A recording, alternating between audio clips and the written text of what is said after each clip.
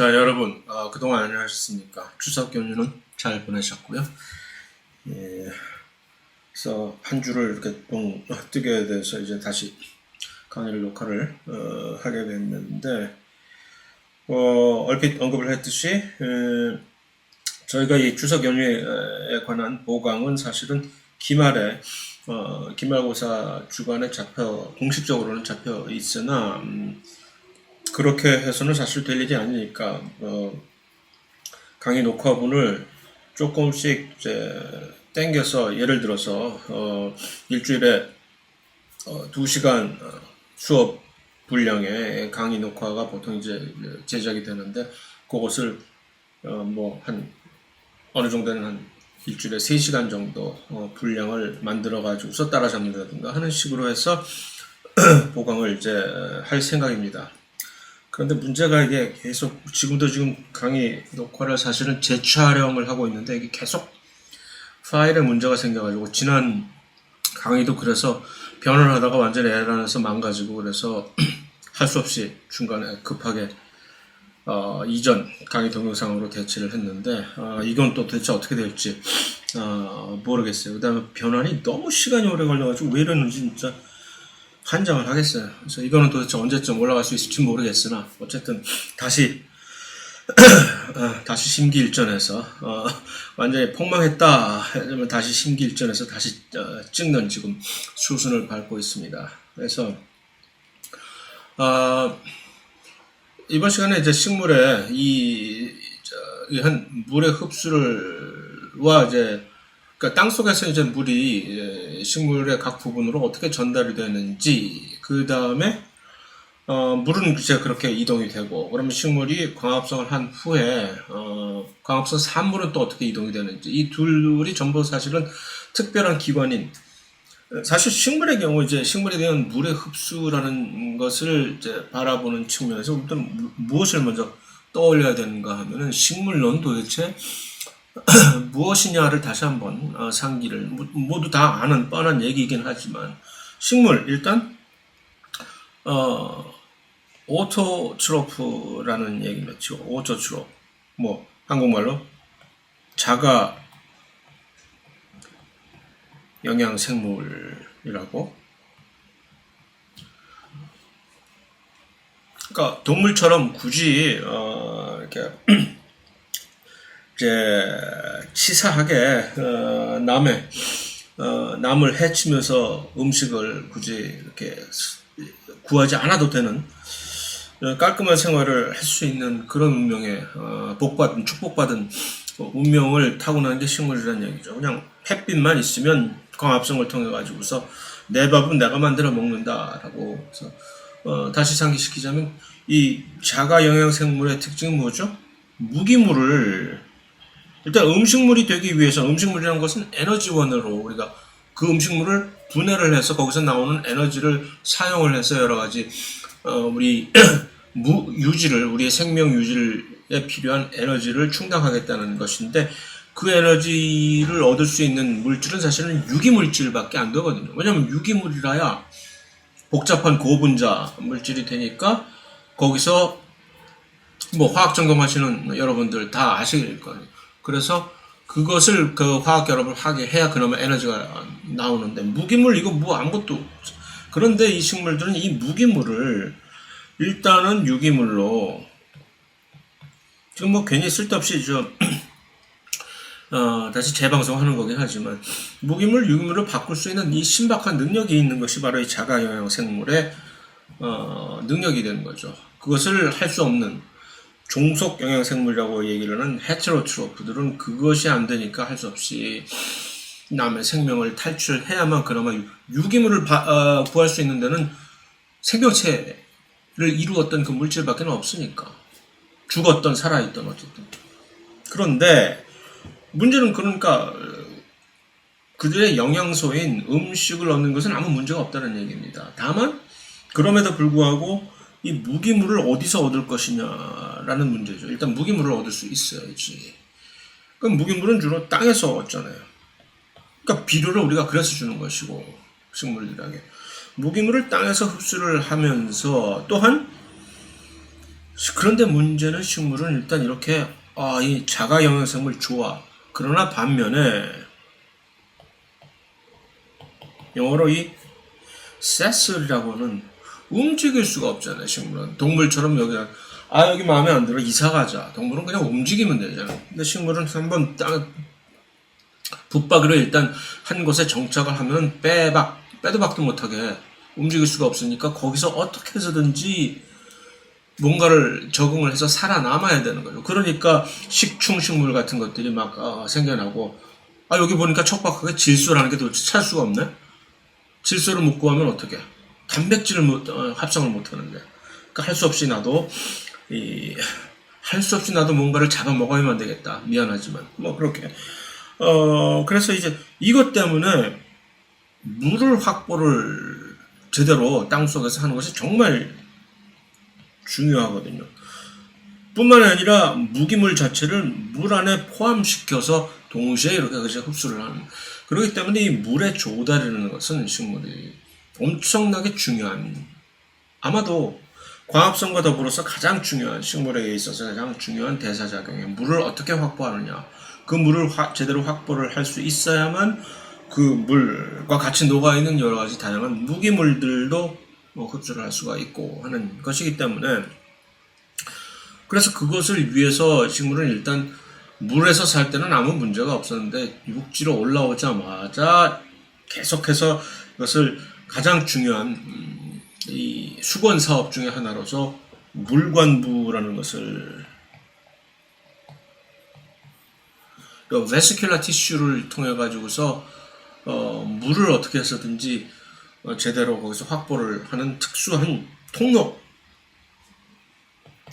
자일렘이라고 하는 이것을 확보하는 것이 식물이 얼마나 네가 잘 진화적으로 잘 이 어드밴스드된 개체냐라는 것을 가늠해주는 일종의 식물의 계급을 표시해 줄 정도로 이것이 중요한 것이었잖아요. 각설하고 너무 사설이 길었어요. 그래서 그럼 이제 물을 어떻게 해서 물이 이동을, 그러니까 식물에게 와줘야 된단 말이에요. 물이 식물에게 와줘야 될 때 어떻게 하면 물이 어떻게 하면 식물에게 다가올 수 있는지라는 그 물의 성질 자체를 알아야 되는 것이죠. 그래서 그것을 표현해주는 이제 물리적인 힘을 우리는 이 수분 포텐셜이라고 이제 얘기를 합니다. 그래서 요 워터 포텐셜이라고 뭐야 이거 망했다. 수분 포텐셜 참 취소 그냥 해.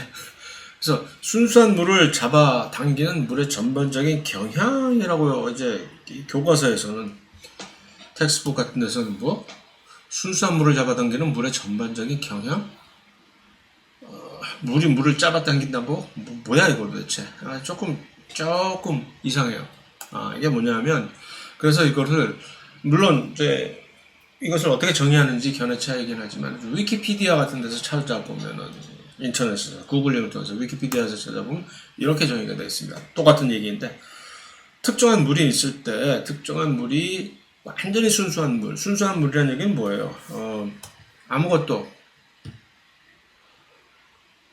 지금 안에 녹아있지 않은 순수한, 마치 증류수처럼 그런 순수한 물에 대해서 상대적으로 위치 에너지가, 요 포텐셜, 위치 에너지라는 얘기는 결국 항상 이 위치 에너지는 높은 데에서, 위치 에너지가 높은 데에서 낮은 곳으로 흘러들어가게끔 돼 있잖아요. 그러니까 만약에 어떤 특정한 물의 수분 포텐셜이 순수한 물에 비해서 그 위치 에너지가 만약에 높다면은, 그러면은 그 특정 물이 순수한 물이 있는 쪽으로 쭉 흘러들어갈 것이고, 그 반대라면은 순수한 물로부터 특정 어떤 물, 좀 불순물이 섞여 있는 물로 물이 이제 이동을 한다는 그런 성향을 이제 가늠하기 위한 하나의 척도인데, 당연히 우리는 금방 생각해낼 수 있는 게, 현실적으로 어떠한 물이든지 순수한 물보다 위치 에너지가 높을 수는 없을 거 아니에요. 그러니까 항상 예를 들어 순수한 물을 기준으로 이게 0이라면은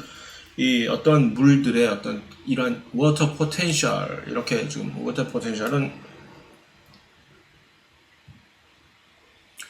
파이 W라고 이렇게 표시를 하는데 보통 근데 이것은 항상 순수한 물에 비해서 음수값을 가질 수밖에 없는 것이죠. 그런데 그것이 얼마나 더 큰 음수값을 가지느냐에 따라서 이것이 얼마나 강하게 이 물이 그쪽으로 이동을 할 수 있는 그런 포텐셜 에너지가 있느냐라는 얘기죠. 마치 우리 이 효소에서 델타 G 값이 음수값이 얼마나 크냐에 따라서 그 반응이 얼마나 자발적으로 일어날 수 있느냐라는 것을 표시해 줄 수 있는 것처럼 말이죠. 그래서 그렇기 때문에 이것을 토양에서의 물의 이동을 예측 파악하는데 유용하게 쓸 수 있는 척도이고, 방금 언급했듯이 높은 수분 포텐셜에서 높은 데서 낮은 지역으로 항상 이동을 하게끔 되어 있는 그런 얘기입니다. 자, 그런데 그럼 전체적인 수분 포텐셜이라고 얘기를 했을 때 이것은 무엇으로 이렇게 어떻게 구성이 되어 있느냐, 두 가지, 여러 가지 이제 파라미터가 있으나 전부 다 괜히 복잡하게 짜증만 나는 일이고, 그냥 우리가 간단하게, 가장 간단하게 이제 주목할 수 있는 두 가지 요소가, 하나는 용질 포텐셜이라고 하는 것과 또 하나는 이제 압력 포텐셜이라고 하는 요 두 가지 파라미터가 요거 수분 포텐셜을 결정을 해주는 주 인자라고 생각을 하면 됩니다. 그러면 일단 용질 포텐셜이라고 하는, 이것은 영어로 solute potential이라고 얘기를 하는데요. solute potential, 이것이 용질 포텐셜이라는 얘기입니다. 그 용질 포텐셜이라는 얘기는 뭐냐면은 오스모틱 포텐셜이라는 얘기입니다. 그러니까 삼투 일반 생물학에서 봤던 요 삼투 뭐지요? 삼투. 이 삼투라는 것은 일단 무엇이 있어야 되느냐, 그 중간에 그 삼투를 설명해 주기 위해서는 중간에 선택적 투과막이 있어야 되잖아요.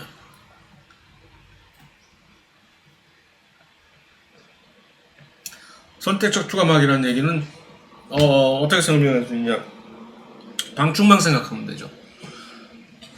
방충망 우리가 외치죠. 벌레는 못 들어오게 하고 공기는 들어올 수 있게. 공기는 입자가 훨씬 더 작으니까, 벌레는 크니까 요 촘촘한 틈새 방충망 안으로 들어갈 수 없어.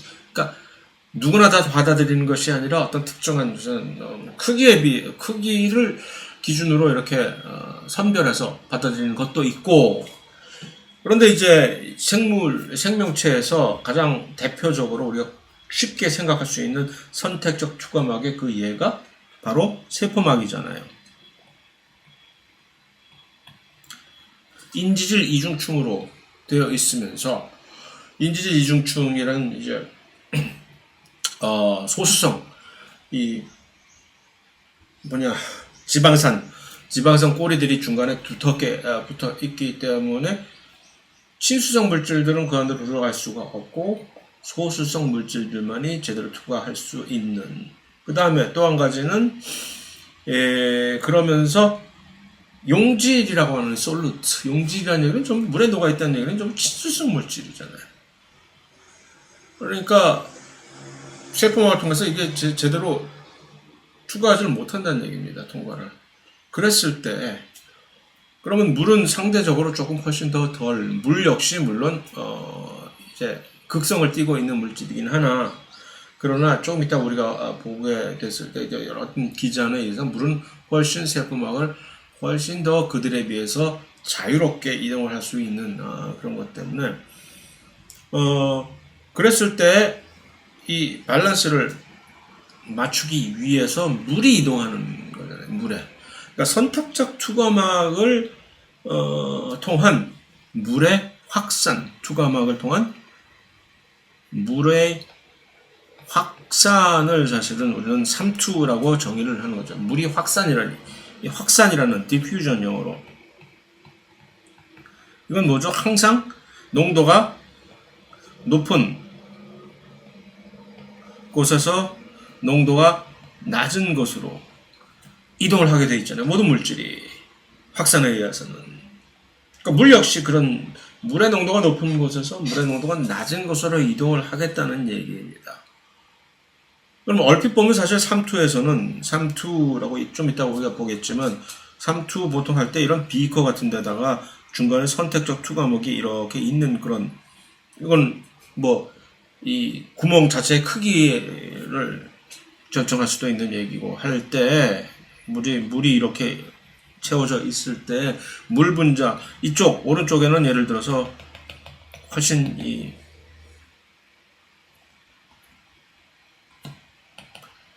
용질이 이렇게 녹아있는 용질이 많고 농도가 왼쪽에는 녹아있는 용질이 드문 듬성 있을 때 그럼 이 채워져 있는 물은 어디서 어디로 이동을 할까 할 때 이것이 선택적 투과막이기 때문에 이 용질은 이것을 뚫고 들어갈 수가 없잖아요. 그러니까 원래 보통 이런 투과막이 없으면 이 용질 자체가 움직여서 왜냐면 용질 자체가 확산을 해야 되니까 그래서 이 용질이 이렇게 오른쪽에서 왼쪽으로 이렇게 움직일 테지만 바로 이 선택적 투과막이라는 장벽이 존재하기 때문에 용질이라고 하는 녹아있는 이것들은 움직일 수가 없고 물은 크기가 작으니까 움직일 수가 있기 때문에 네가 오지 못한다면 내가 대신 가주면 될 거 아니야. 지가 무슨 마호메트라고. 그러면서 물 자체가 이렇게 이쪽으로 이동을 해서 물이 수위가 이렇게 되어버리잖아요. 물이 이쪽으로 이동을 해서 이것이 바로 삼투 현상인데 그러니까 얼핏 밖에서 보면 그러니까 용질이 낮은 곳에서 용질이 높은 곳으로 이동을 하네. 훨씬 더 짠 데로 이동하네. 그게 이제 적혈구 같은 거를 일반 생물학 1에서 봤을 때 적혈구 같은 것을 수돗물에다 그냥 담그면 팡 터져버리는 이유가 밖에 있는 그냥 수돗물은 또는 뭐 증류수는 용질을 훨씬 더 가지고 있지 않으니까 농도가 적혈구는 그 안에 엄청나게 짠 국물들이 있으니까 용질이 많이 녹아 있으니까 물들이 그 안으로 쑥쑥 들어가지고서 물이 쫙 넘쳐서 팡 개구리배처럼 터져버리는 건데 그러니까 얼핏 보면 이게 낮은 데서 높은 곳으로 움직이나 그게 아니죠. 이거 역시 삼투에서 볼 때 물 자체의 입장에서 보면은 물은 지금 농도가 높은 곳에서 낮은 곳으로 이동을 한 거죠. 물의 농도를 보면 지금 A와 B라고 하는 두 개의 체인버로 나눴을 때 둘 중에 어느 쪽에 물의 농도가 높습니까? 용질이 녹아있지 상대적으로 용질이 덜 녹아있기 때문에 상대적인 물의 농도는 여기가 높잖아요. 그러니까 물의 농도는 A가 훨씬 B보다 높기 때문에 확산하는 거죠. 그런 식으로 받아들이는 건데 바로 그러한 현상을 여기서는 이제 용질 포텐셜이라고 얘기를 하는 거죠. 그래서 그러면 이제 삼투 현상에 의해서 곧바로 삼투 현상에 의해서 물이 이동하는 대로 따라가 주겠다는 얘기고 그러니까 용질의 농도가 높아질수록 이제 이것은 수분 포텐셜에 대해서 음수값, 마이너스 값으로 이것을 기여를 하게 되겠죠, 당연히. 두 번째 파라미터인 압력 포텐셜이라고 하는 것은 일종의 우리가 일반 생물학 1에서 봤던 그 팽압이라는 것을 팽압 안 봤어요? 봤겠지? 팽압이라는 것을 생각을 하면 됩니다. 어떤 작은 컨테이너 이것이 비커도 좋고 세포도 좋고 그래서 물이 삼투에 의해서 쭉 빨아들어와집니다. 그러면 물이 이제 팽창을 하니까 물이 팽창하니까 작은 같은 한정된 부피에서 물이 많아지니까 역으로 이제 밀어내는 힘이 물에 의해서 압력이 생길 거 아니에요. 그거 장난 아닐 거 아니에요. 그죠? 그래서 이 두 가지가 둘 다 이제 여기서 표현이 되어 있는데, 이것이 지금 하나의 선택적 투과막이잖아요.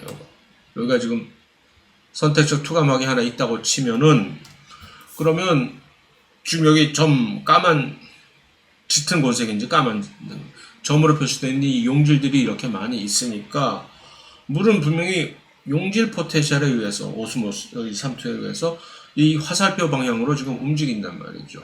그렇죠? 그래서 곧 사실 여기서 표현은 안 돼 있으나 그런 식으로 해서 이 물의 지금 수위는 이렇게 변하겠죠. 수위는 이쪽은 이렇게 낮아질 거고 물의 수위는 이쪽으로 이렇게 올라가겠죠. 이렇게 올라갈 텐데 그것이 지금 되지 못하는 이유는 이쪽 그림에서 그렇게 이루어지지 않는 이유는 여기에 지금 뭔가를 지금 갖다 놨지. 뭐 이상한 피스톤 같은 걸 여기다 따라서 여기서 찍어 누르고 있잖아요. 이 찍어 누르고 있는 힘은 그러니까 얼마나 많은 큰 힘으로 이것을 찍어 눌러야 이런 상황에서 물의 지금 이 레벨이라고 할까 영어로 한국말은 뭐라 그러나 물의 수위가 왼쪽과 오른쪽에서 같이 이러한 상황에도 불구하고 같아질까? 이것을 그럼에도 불구하고 이 물의 수위가 왼쪽과 오른쪽이 변하지 않을 만큼의 유지를 시켜주는 그 힘이 바로 여기에 지금 이 개 안에서 필요한 일종의 압력 포텐셜이 되는 것이죠. 그래서 지금 이 그림에서는 한쪽은 이쪽 방향으로 움직이는 용질 포텐셜과 이쪽 반대 방향으로 지금 움직이고 있는 압력 포텐셜의 두 개의 균형을 지금 이루고 있는 것이다 라는 얘기죠. 어쨌든 그래서 다시 말해서 식물의 입장에서 보면 식물이 물을 바깥에서 이쪽을 안쪽으로 끌어들이기 위해서는 식물 내부에 있는 이 용질의 농도를 바깥의 토양에 있는 그것보다는 높게 유지를 해야만 뭔가 일단은 이러한 원리에 의해서 물이 안으로 유입될 수가 있다라는 얘기죠. 자, 그래서 이 압력 포텐셜이라는 것은 언급했듯이 식물세포에서 바로 이 압력 포텐셜 덕택의 팽압이라는 것을 탱탱해지는 거죠. 쭈글쭈글 사람 피부에 쭈글쭈글해지면 콜라겐 덕지 발라가지고서 어떻게 해서든지 그것을 만회시켜 보려고 노력을 하지만 식물의 입장에서는 무엇으로 물 흡수를 그냥 해서 그 흡수된 물이 밖으로 내부로 밀어내는 그 힘을 팽압을 유지해서 식물 자체에 부피를 물이 이렇게 들어옴으로써 탱탱한 그런데 이것이 왜 동물세포처럼 적혈구세포를 이런 식으로 예를 들어서 이 안에 순수한 물 또는 수돗물 이런 데 넣어버리면 당장 터져버릴 텐데 식물세포는 누구 덕택에? 이 친구 덕택에 지금 이 세포벽 덕택에 셀룰로즈로 이어지는 세포벽 덕택에 밖으로 나가는 이 팽압을 견뎌내 주는 거죠. 이것을 까불지 마 하고 이렇게 견뎌내 주기 때문에 그냥 탱탱한 그 부피를 유지를 하고 그럼에도 불구하고 세포가 터지지 않는 그런 것이죠. 그래서 이 식물이 시들게 되는 이유가 바로 이 팽압을 유지하기 못하게 되는 것이고 그 다음에 이 팽압 덕택에 사실은 식물세포는 이 길이가 이렇게 처음에 식물세포가 처음에 세포 분열을 통해서 처음에 생겨났을 때는 보통 이렇게 유세포가 이렇게 되어 있는데 물론 세포벽 때문에 이런 모습이겠지만 이제 머추어할수록 성숙해 갈수록 식물세포는 이렇게 길이 방향으로 이렇게 신장을 하게 되거든요. 주로 이렇게 쭉쭉쭉쭉 치카라 같이 쭉 그럴 때 이 쭉쭉쭉쭉 뻗어나가는 이 자체가 이 팽압에 의해서 팽압을 통해 가지고서 밀어내기를 하는 거죠. 그래서 이 팽압을 통한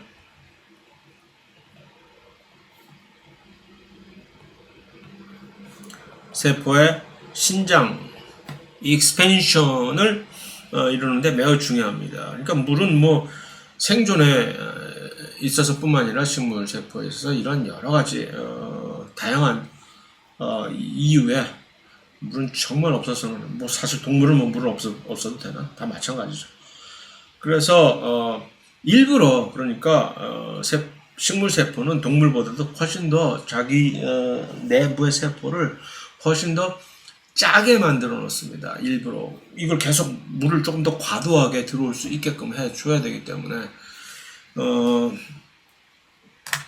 나중에 좀 고생할 텐데 늙어서 그렇게 짜게 먹다가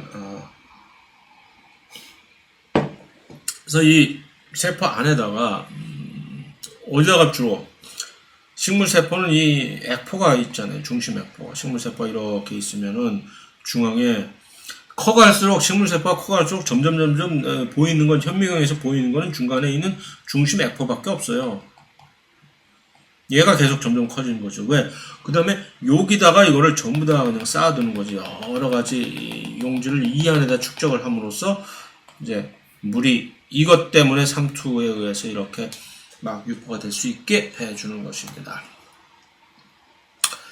자, 뭐 그 얘기를 정리한 그림입니다. 그래서 순수한 요 워터 포텐셜이 바깥에, 그 다음에 이 안에 워터 포텐셜은 솔루트 포텐셜로 약간 0보다는 마이너스 1.0 정도인데 요것을 이제 그러면 이제 물이 들어올 거 아니에요. 물이 들어오게 되면은 그 들어오는 힘 자체가 이것을 바깥으로 밀어내는 압력 포텐셜로 반대쪽으로, 그러니까 플러스 값이 되겠죠.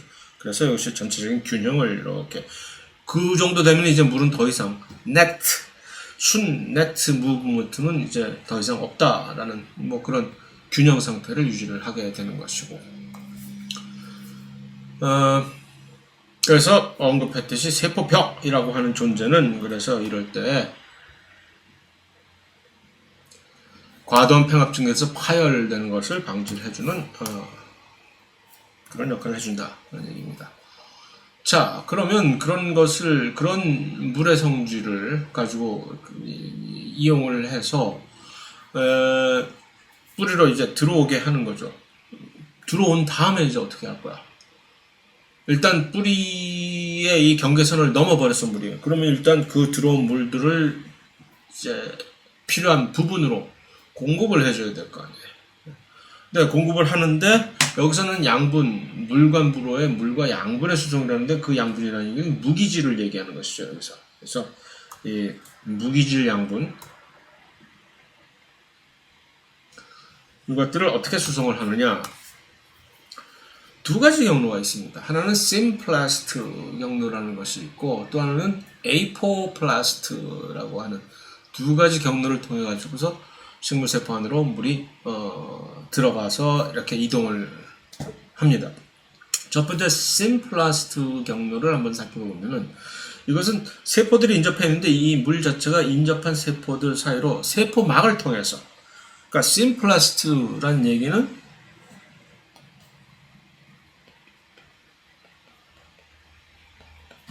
키워드 세포막을 통한 물에, 그러니까 두 개의 인접한 세포가 이렇게 있을 거 아니에요. 그러면 이 물 자체가 이렇게 세포막을 통해서 직접적으로 이동을 하는 걸 심플라스트라고 합니다. 아니, 그러면 그러지 않고 다른 경로가 있다는 얘기야. 그 있으니까 그것을 이제 에이포플라스트라고 얘기를 하는 것이죠. 그래서 세포질 간의 이동이라고 얘기를 하죠. 그런데 이렇게 하려면 무엇을 일단 극복을 해야 되느냐 하면은 이 셀렉티브라고 하는 뭐냐면은 선택적. 그러니까 여기는 세포 질간을 이동하려면 세포막을 통과를 해야 되는데 세포막에는 그냥 세포막이 그냥 어서 오십시오 하고 그냥 있는 것이 아니라 세포막에는 물조차도 세포막을 통과하기가 그렇게 쉽지가 않은데 더더군다나 그 물 안에 녹아있는 용질들이라면은 그냥 하고 그냥 또 슬쩍 은근슬쩍 들어갈 수가 없는 얘기라는 얘기죠. 전부 하나하나 같이 세관 출입국 관리소에서 이제 전부 체크하고 들여보는 입국을 시키듯이 하는 것처럼 까다롭게 심사를 해서 들여보내는 거죠. 그래서 각각의 모든 녹아있는 용질들은 일종의 이온들 아닙니까? 그 이온들은 각각이 그 담당하는 이온 채널 수송체들을 통해 가지고서만 들어갈 수가 있잖아요. 그러니까 이것을 상당히 선택적이다. 아무나 안 들어보낸다는 얘기죠. 심플라스트 경로를 통해 가지고서. 그 다음에 이것을 이제 물과 함께 쭉 이동을 시켜줄 수 있게 하는 그 물리적인 원동력은 바로 그 삼투 현상에 의해서 그 다름 아닌, 그러니까 이동을 할 수 있는 방향 자체는 얼마나 이동하는 쪽으로의 그 용질이 얼마나 훨씬 더 농도가 높으냐에 따라서 그것이 결정이 된다는 얘기가 되는 것이겠죠. 또 하나는 중심으로서 여기서 아쿠아포린이라는 것을 아쿠아포린이 뭐야? 일반 생물학 1에서 만약에 들어보지 않은 얘기라면은 지금 뭐 들어보시면 될 것이고, 그래서 아쿠아포린이란 뭐냐면 아쿠아 물이라는 뜻이 아쿠아, 그죠? 포린이라고 하는 것은 사실은 포린 이 진핵세포에서도 물론 있지만 원래 원핵세포들에서 여러 가지 이온들을 수송을 하는 아주 이제 가장 유명한 수송 채널 중에 하나입니다. 포린. 그러니까 그 원래 알고 있던 포린이라고 하는 수송체 단백질을 떠올리면서, 그런데 물을 그렇게 수송을 하는 그런 수송체라는 뜻에서 이렇게 이름을 지은 것입니다. 아쿠아포린. 다시 말해서 이것은 물을 운반을 시키는, 아쿠아포린은 물을 운반시키는 채널입니다.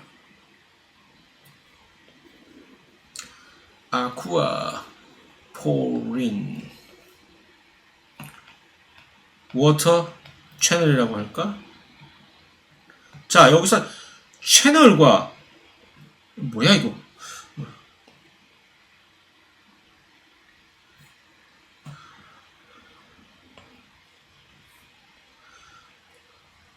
채널과 그 다음에 트랜스포트 프로틴의 차이점은 뭐죠? 채널은 물론 채널은 이제 이온을 이제 수송하는 단백질인데, 채널 하면 일단 우리가 수송 단백질 중에서 무엇을 떠올립니까? 채널이라는 이름은 어디에 국한이 되느냐 하면 이것은 수송을 전담하는, 그 중에서도 특히 수송 중에서도 이온이라든가 등의 그런 작은 물질들을 수송시키는 그런 수송 단백질을 채널이라고 하죠. 채널에 반대되는 말은 능동수송을 전담을 시키는 것을 우리는 보통 펌프라고 얘기를 하죠. 펌프. 여기는 ATP 같은 에너지원을 주입을 해서, 수동수송과 능동수송의 차이점은 뭐죠? 이것이 농도기울기라고 하는 이것이 농도기울기를 따라서, 그러니까 농도가 높은 데에서 낮은 곳으로 그러니까 그냥 수동적으로 물 흘러가는 대로, 그러니까 자연적으로, 왜냐하면 모든 만물의 법칙이 엔트로피의 그 법칙에 의해서 농도가 높은 데서 확산의 법칙에 의해서 이동을 하면 이것은 수동수송이 되는 것이고, 그것을 거슬러 가지고서 농도가 낮은 데서 높은 곳으로 이동을 하게 되면은 그것은 능동수송. 그러니까 안 되는 거를 억지로 해야 되니까 어떻게 해야 돼? 뭔가를 찔러줘야 되잖아. ATP. 내가 가진 거라고는 돈은 없고 ATP밖에 없으니까 이거라고 냈다 먹어라. 그러면 뭘 이런 걸 다 하고, 참 좋은 거 가르친다 학생들한테 내가. 그것이 이제 능동수송의 원리인 것이고, 그랬을 때 채널 하면 전부 이름을 들으면 채널, 이것은 수동수송을 하는 것이구나. 조금 더 깊게 들어가서 채널이라는 것은 수동수송을 하는 수송 단백질 중에 어디에만 주로 이렇게 사용을 하는가? 이온 같은 것들의 작은 채널과 그렇지 않고 이제 수송체와의 사실 또 차이가 조금 있긴 한데, 여기서 그것까지 이제 섭렵할 필요는 없고 그렇다는 얘기죠. 그런데 이제 물을 운반시키는 채널이라는 얘기입니다. 아쿠아포린은. 그래서 워터 채널 금방 나오네 벌써. 컨트롤 X 가자. 물 분자들이 좀 있잖아. 산소 2개의 수소들 든 물 분자들이 이렇게 쭉. 그러니까 물 자체도 이 아쿠아포린이라는 것을 통하지 않고는 지금 여기에 있는 이런 물들이 만약에 이 통로를 통하지 않고 내가 이쪽으로 가서 이쪽으로 그냥 움직이겠다고 생각을 한번 상상을 해보세요. 그러면 이거 매우 까다로운, 여기 지금 완전히 소수성 지방산 꼬리들이 있는데, 여기 극성을 띠고 있는 이 산소 때문에 극성을 띠고 있는 이 물 분자가 여기를 순순히 아주 쉽게 지나갈 수 있겠어요? 물론 이거보다 훨씬 더 극성이 높거나 크기가 큰 다른 이온이라든가 무슨 뭐 단백질이라든가 탄수화물들은 언감생심, 꿈도 못 꿀 일이지만 물은 그나마 어떻게 해서든지 삐죽고 들어갈 수는 있을런지 모르나 이거 될 일이 아니거든요. 이거 없으면.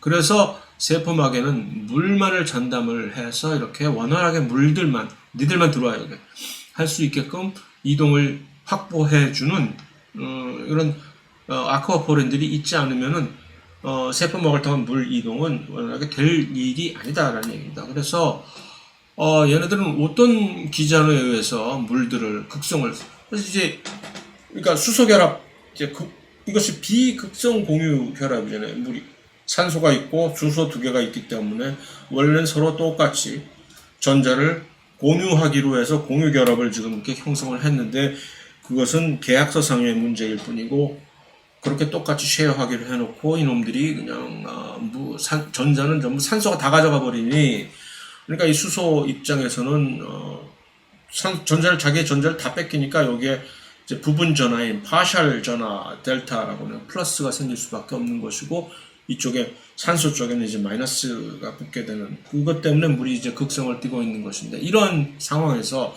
이 물들이 이렇게 원활하게 이쪽을 이동을 시키게 할 수 있게 하기 위해서는 요 채널의 주요 부위에 요 물의 전하를 끌어당길 수 있는 반대 전하를 가진 아미노산들이 몇 개가 똑똑한 지역에 마치 스파르타 300처럼 여기를 딱딱 지키고 있어야 됩니다. 그래서 여기 보면 우리 히스티딘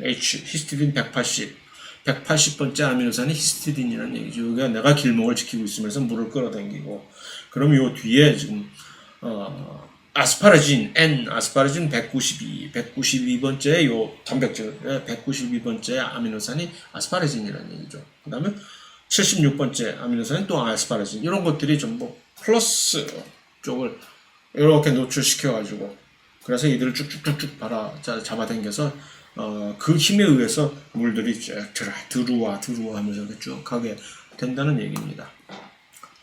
자, 이 그림은 또 무엇을 보여주는 것이냐? 이 아쿠아포린이 그러면 이제 아쿠아포린이 식물에만 있는 것이냐? 식물 세포막에는 아니지요. 모든 이 세포들은 다 존재를 하는데 특히 동물에서 아쿠아포린이 우리 사람 같은 것은 사람처럼의 척추동물 그래서 아쿠아포린이 가장 잘 발달했고 잘 널리 분포되어 있는 이 기관이 어디겠어요? 콩팥이겠죠. 콩팥. 왜냐면 물을 원활하게 쭉쭉쭉쭉 재흡수를 해줘야 되는 부분이잖아요. 우리가. 그러니까 아쿠아포린이 쫙 열려가지고 콩팥 이 조직의 표면에 세포막 표면에 물들을 쭉쭉쭉쭉 원활하게 흡수를 해줍니다. 그게 만약에 안 되면 화장실 훨씬 자주 가야 되는 거지. 물의 재흡수가 제대로 안 되니까. 그래서 이제 콩팥에 있는 아쿠아포린을 사실은 활성화시키는 호르몬이 있거든요. 나중에 뭐 보겠지만 바소프레신이라고 하는 이것이 우리의 콩팥 조직의 세포막에 있는 그 아쿠아포린들을 활성화시키는 호르몬입니다. 바소프레신이. 물론 이거 말고도 바소프레신은 또 다른 여러 가지 기능들이 있긴 하나. 그런데 이것이 알코올이 바소프레신의 기능을 억제를 시켜버립니다. 그래서 여러분들이 술만 마시면 화장실이 자주 마려운 이유가 바소프레신을 억제시키니까 아쿠아포린이 콩팥에 있는 아소프레신이 활성화가 안 되니까 물이 재흡수가 안 되니까 빨리빨리 비워줘야 방광이 안 터지죠. 그래서 그렇게 되는 것이. 자, 그런데 이제 식물의 아쿠아포린은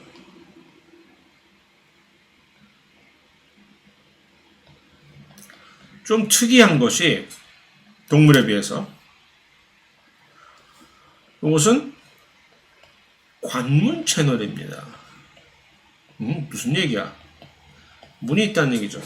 채널이 이렇게 뚜껑이 있든 막이야 뚜껑이 마치 우리 수채 구멍에 이렇게 딱 막으면은 물이 안 내려가고 뭐 하는 것처럼 그래서 요 이 구멍을, 요 채널을 이제 적절하게 조절을 함으로써 어떨 때는 요 아쿠아포린을 막아버려서 물이 통하지 못하게 하고, 어떨 때일까요? 좀 가뭄이 들었을 때.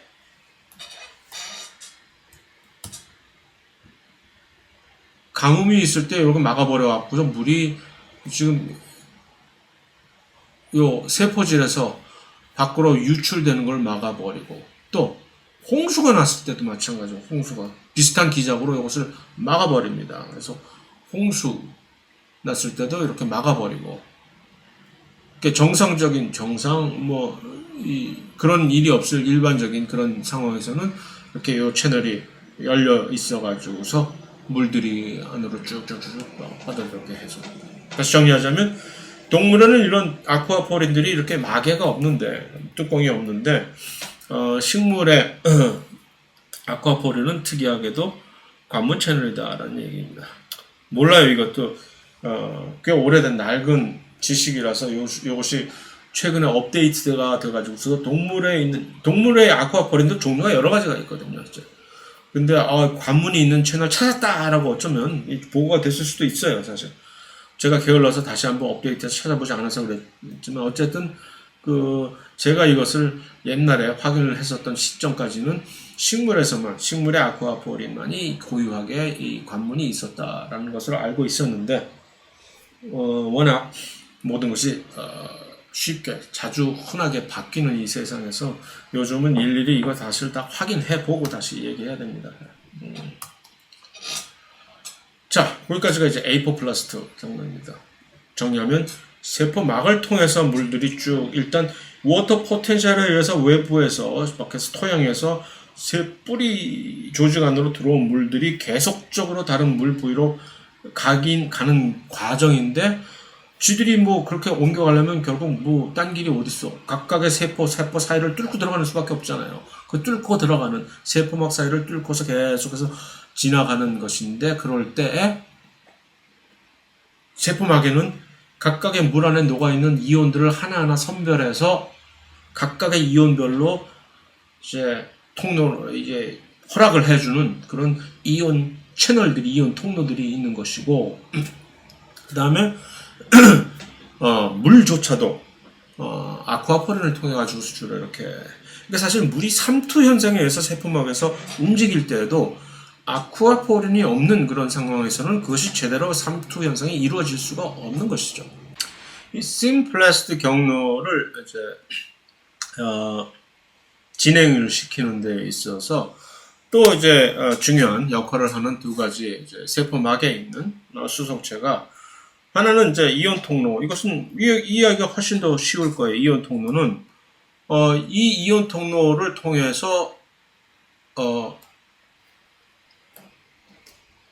특이한 어떤 물질들을 이렇게 흡수를 할 수가, 특이한 이온들을 각각의 세포막을 통과시키기 위해서는 각각의 전담되는 이온 통로들을 통해서만 움직일 수가 있으니까 그런 것이고, 어떤 경우에는 이제 특이한 경우에 있어서는 이 펌프라고 하는 것은, 이것은 능동 수송을 하는, 말씀드렸듯이 능동 수송을 하는 그런 수송체임에도 불구하고 이것이 필요할 때도 있겠지요. 특별한 어떤 물질이 물에 녹아있는 그 농도보다 내가 세포질 안에 가지고 있는 그 농도가 높을 때에는, 그럼에도 불구하고 난 네가 더 필요해, 난 너를 좀 더 들여와야 되겠어 할 때는 에너지를 굳이 써서라도 이제 펌프 같은 이 능동 수송체를 통해 가지고서 이것을 세포 안으로 유입을 시키고 그 다음에 계속 또 전달시키는 수밖에 없겠죠. 또 하나, 양성자 펌프라고 하는 것은 이것 역시 여러 가지 이온들을 적절하게 필요에 따라서 세포질 간에 이제 이동을 시키기 위해서는 많은 경우에 이 양성자 펌프의 역할이 매우 중요하게 이제 이용이 됩니다.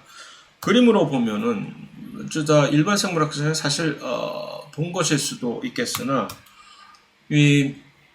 자, 일단 양성자 펌프라고 하는 것이 이제 이쪽에서 여기에 지금 양성자 펌프의 일하는 모습을 이렇게 묘사를 한 것입니다. 들어가라. 그래서 이 펌프라고 얘기를 했으니까 능동 수송 양성자 프로톤 수소 이온을 지금 펌프질을 하는 거죠. ATP라는 에너지를 이렇게 사용을 해 가지고서 그지? 에이 어디 가니? ATP를 사용을 해서 이렇게 수소 이온을 이렇게 밖으로 뽑아낸다는 얘기는 이미 바깥쪽에 수소 이온이 훨씬 더 농도가 높다는 얘기죠. 세포질, 이 인사이드 오브 셀 세포질보다 이렇게 되면은 이 양성자 펌프에 의해서 그 역할의 기능 때문에 이 세포의 안쪽, 세포질 쪽의 세포막 쪽에는 사실은 약간의 지금 음전하들이 이렇게 상대적으로 이렇게 음전하들이 이렇게 띄어 있을 것이고 위쪽에는 수소이온들이 양전을 띄고 있으니까 세포의 바깥쪽은 약간의 양전하를 띄고 있고 그래서 이러한 것들을 사실 측정을 해보면은 이것을 우리는 이제 세포 막전위라고 얘기를 하는데 membrane potential이라고 해서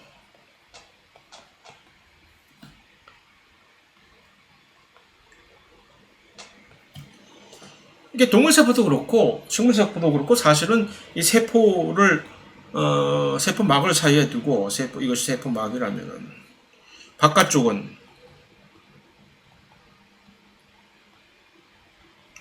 세포 안쪽 세포질 이렇게 됐을 때 이 안쪽은 이렇게 마이너스고 위쪽은 플러스. 이게 뭐 그다지 큰 것은 아니지만 예를 들어서 이 세균이나 식물 세포 같은 경우는 이 막전이는 언제나 여기서 측정을 하거든요. 이 안쪽에서 측정을 하니까 음수값이 나올 수밖에 없죠. 이것이 마이너스 한 100 밀리볼트 그다음에 전압 차이는 아니나 이 정도를 유지하고 우리가 나중에 신경세포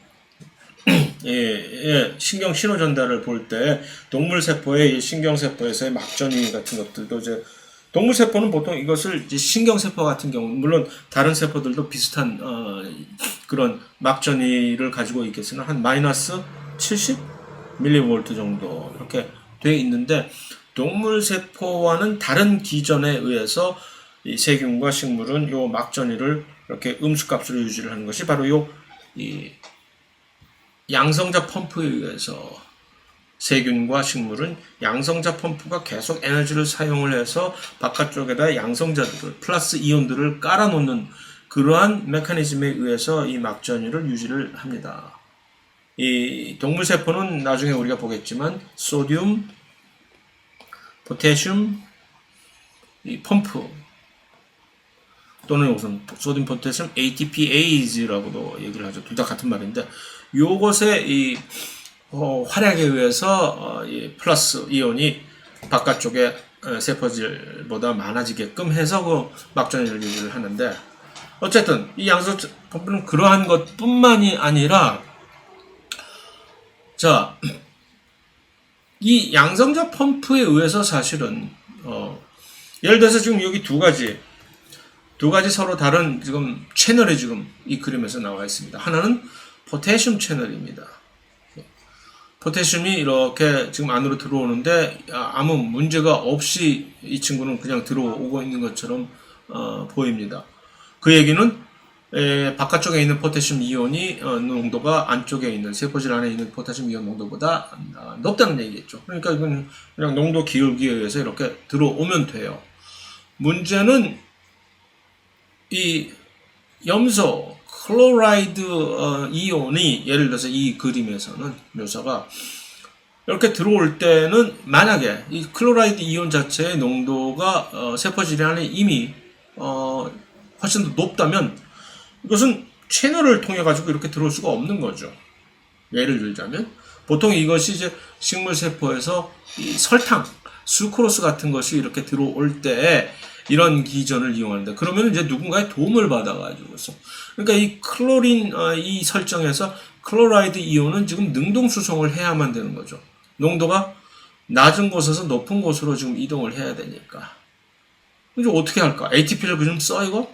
ATP 쓰지 않고도 이것은 이 경우에는 수소이온들이 여기 차고 넘치잖아요. 근데 수소이온이 다시 돌아올 수 있는 기회를 이 특별한 수송체는 제공을 해주는 겁니다. 들어와. 너 다시 들어올 수 있어. 수소이온은 지금 못 들어와서 안 다릴 거 아니에요.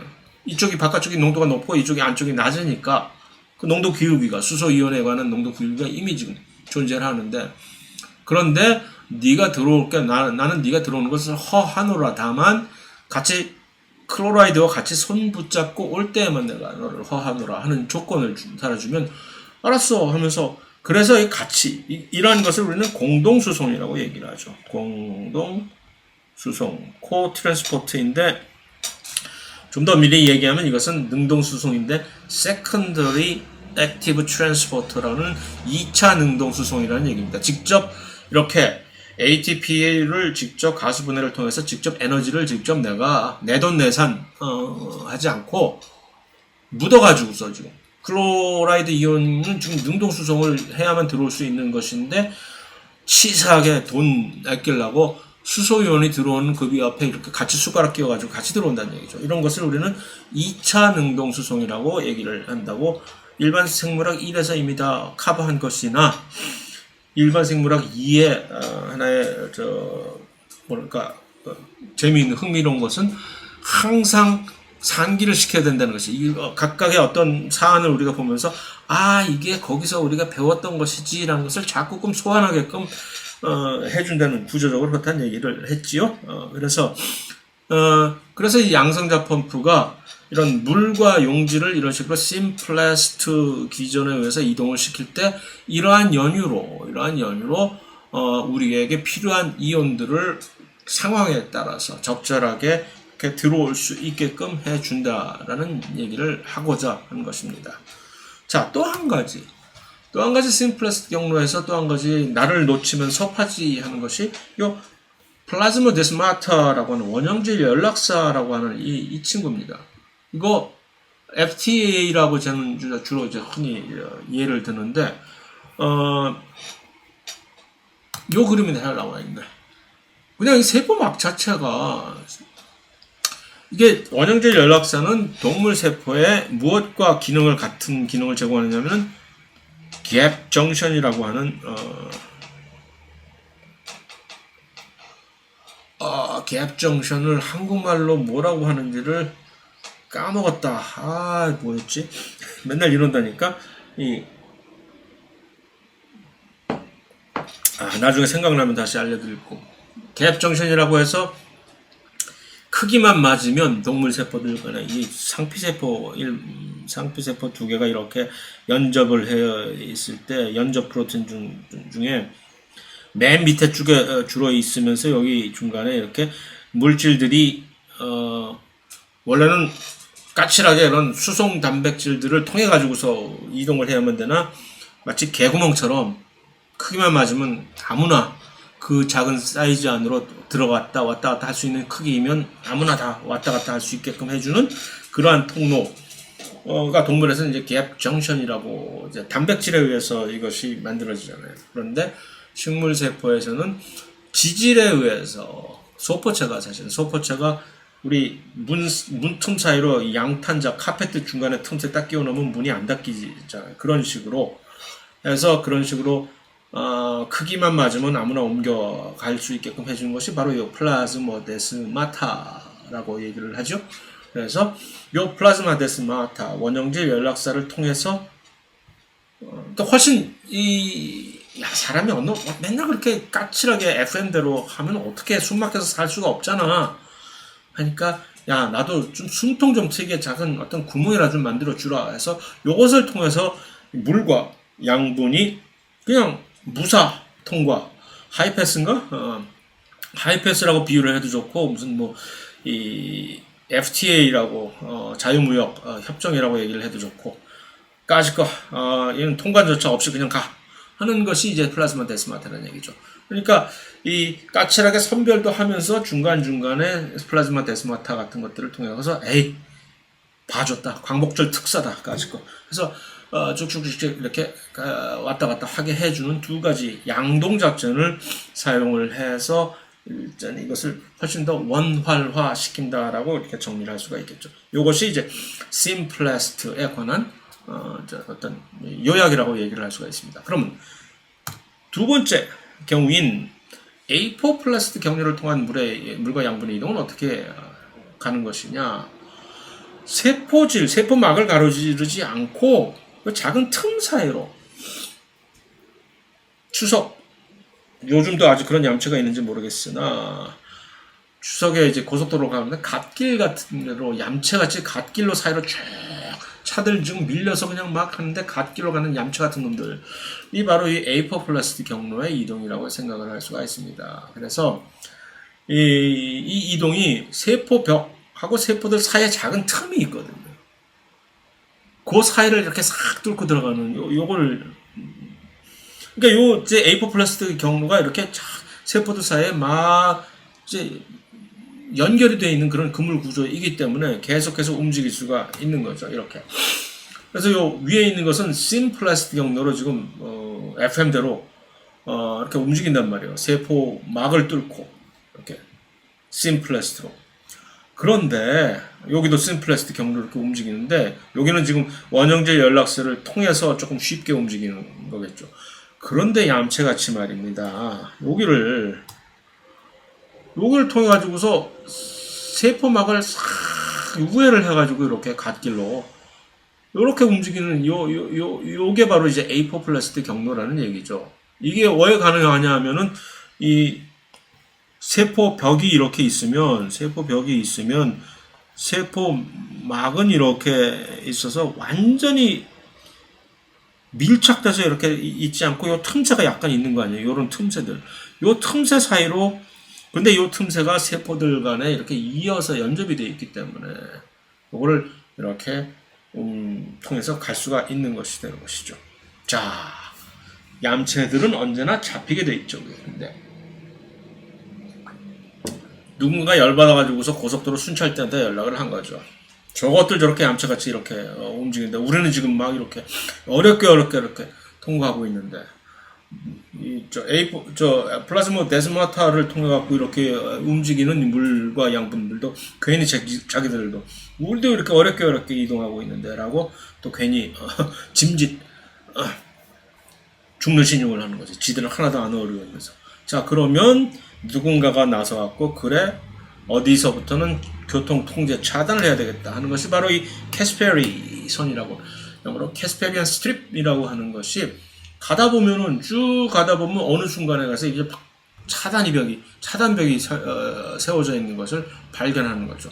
그래서 apoplast를 통해서 하면서 으쌰으쌰 하면서 막 가던 물과 양분들이 콩 부딪히는 거죠. 이게 더 이상 갈 수가 없어. 왜냐하면 그 캐스페리 선이라는 것은 세포 그 벽 사이를 이렇게 완전히 이렇게 막아버린 방수 차단벽이라는 얘기는 이 방수가 지질에 의해서, 왁스층 같은 그런 지질에 의해서 이거를 완전히 밖을 이렇게 땜질을 해놓은 그런 벽이 되는 겁니다. 그러니까 더 이상 apoplast 경로가 여기 카스파르선에 도달하면은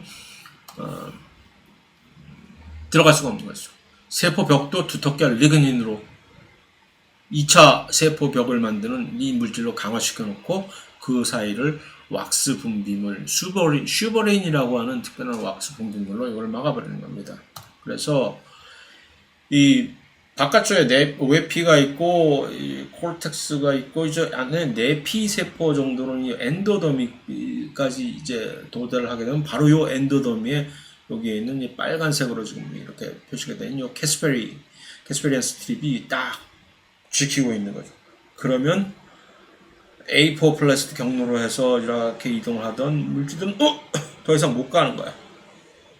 저놈을 어떻게 해야 되지? 할 수 없이 그때부터는 끼어들기 해가지고 다시 simplest 경로로 해서 들어가는 수밖에 없는 거죠. 그때 여태까지 잘 얌체짓하면서 좋았는데, 자, 이거 왜 이렇게 해놓을까요?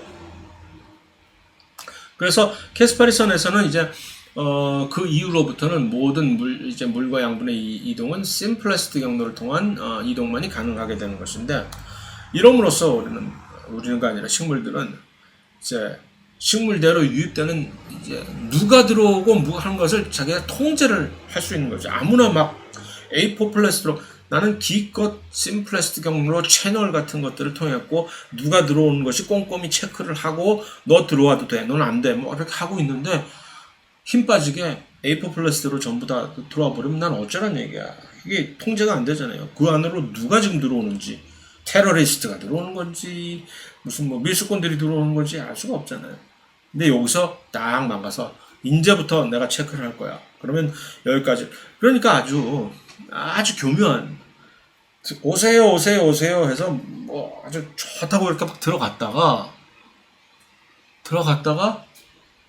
캐스파리선에 도달해서 물과 양분의 입장에서는 뒤통수를 맞는 거지. 어휴, 나 그냥 아무나 갈 수 있는 줄 알고 기꺼이 들어왔다가 완전히 뭐 됐네 하고. 그래서 참 아주 참 교활한 식물들입니다. 그래서 이런 식으로 통제를 하는 것입니다. 자, 이제 들어와서 일단 물관부까지 이동을 했을 때 물관부까지 이동을 해가지고서 이 위로 어떻게 이것이 올라가느냐라는 것은 이제 1시간이 또 수업 넘네. 이렇게 천천히 나가다가는 어느 세월에 진도를 다 나갈지 모르겠지만 그럼에도 불구하고 너무 그냥 급하게만 나가는 것은 아무런 의미가 없다고 생각을 합니다. 그래서 이렇게 만약에 진도가 제가 괜히 이렇게 쓸데없는 너스레를 떨다가 해서 이렇게 이제 길어지게 되면은 나중에 가서 보다가 이래서는 안 되겠다 싶으면 수업 시간 자체를 어차피 동영상 제가 찍는 거니까 수업 시간 자체를 예를 들어서 2시간짜리를 뭐 2시간 반 또 뭐 한 3시간으로 늘린다든가 해서 이렇게 나중에 그것을 보완을 할 생각을 하고 있으니까 미리 너무 즐거워하지 마시길 바랍니다. 자, 일단 다음 세션에서 잠깐 쉬고 다음 세션에서 뵙겠습니다.